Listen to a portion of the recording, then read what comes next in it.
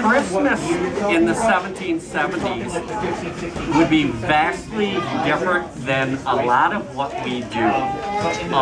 Most of modern secular Christmas is from 19th century either advertising or that really famous poem, "'Twas the Night Before Christmas." So, Santa Claus, things like that. The Dutch would be very much familiar with him, but the English not so much. In fact, you notice of the Christmassy things you're used to, what is absent from this room that we always think of at Christmas? Yeah, we have to practice. What don't we have in here? Christmas tree. Yeah, Christmas tree.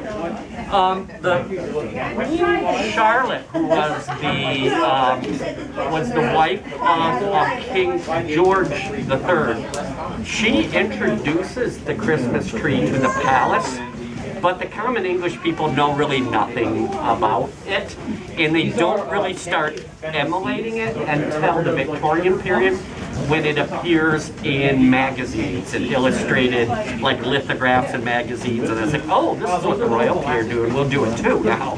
So until the press puts it out in magazines, the Christmas tree is a distinctly German thing.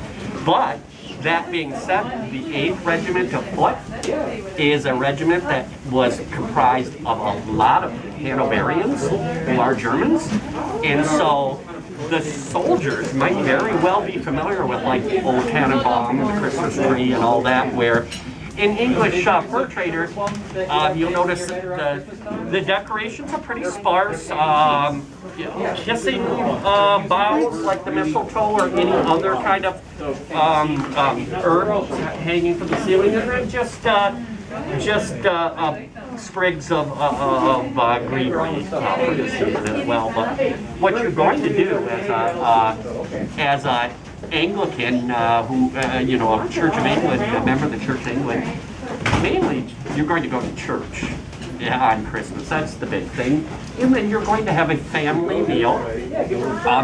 Gifts, I'm sorry kids, they're not really for kids yet. Adults give each other gifts at Christmas back then. Bummer, hey?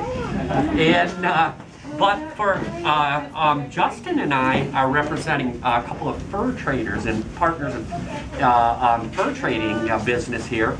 So the gifts that might be given by people like us during this time period would be to give out to our workers. You give blankets and food and things like that, because there's no such thing as holiday pay.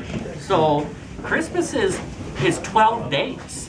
I don't know, some of you that are Catholic are a little bit more familiar with Christmas actually being Christmas to the Epiphany as opposed to the day after Thanksgiving to Christmas and take the tree down. Actually, the 6th would be Little Christmas or St. Nicholas Day, and that would be when children might receive things like what Justin's giving out here. The candied nuts and the sweets and things like that is what you're going to get, as opposed to, a PlayStation. You're going to get just little fruits and nuts and things. But Justin and I, like I said, we wouldn't be paying our workers during the holiday season, so we'd give them gifts of food and blankets and things to see them through the holiday time.